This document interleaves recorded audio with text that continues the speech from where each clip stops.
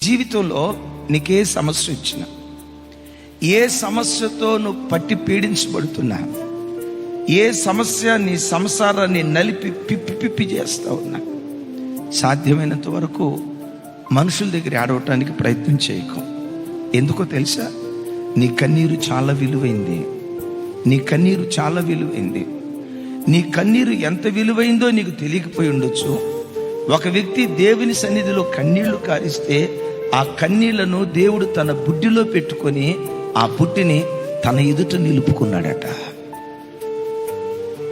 కన్నీరు ఎంత విలువైంది అంటే దేవుని సముఖంలో నిలవదగినంత విలువైనది. అందుకని జీవితంలో ఎప్పుడూ మనుషుల దగ్గర ఆడవటానికి ప్రయత్నం చేయకు. మనుషుల దగ్గర నువ్వు ఏడ్చావనుకో, అవును నీ సొంత వాళ్ళే కొంచెం బాధతో సానుభూతి వ్యక్తం చేస్తారు. సానుభూతి వ్యక్తం చేస్తారే గాని సమస్యను పరిష్కరించగలుగుతారా? ఒకవేళ నీ బాధ ఏదైనా చెప్తే ఆత్మీయుల దగ్గర చెప్పు. ఈ అక్కకు చెప్తే నా కొరకు ప్రార్థన చేస్తుంది, ఈ అన్నకి చెప్తే నా కొరకు విజ్ఞాపన చేస్తాడు, వీళ్ళ ప్రార్థన ద్వారా నేను నిశ్చయంగా విడుదల పొందుతాను అని ఆ ప్రార్థనాపరులైన తల్లులు తండ్రులు ఎవరైనా ఉంటే వాళ్ళకి చెప్పు. దేవుని సన్నిధిలో నీ నిమిత్తం వాళ్ళు కన్నీళ్లు కారుస్తారు.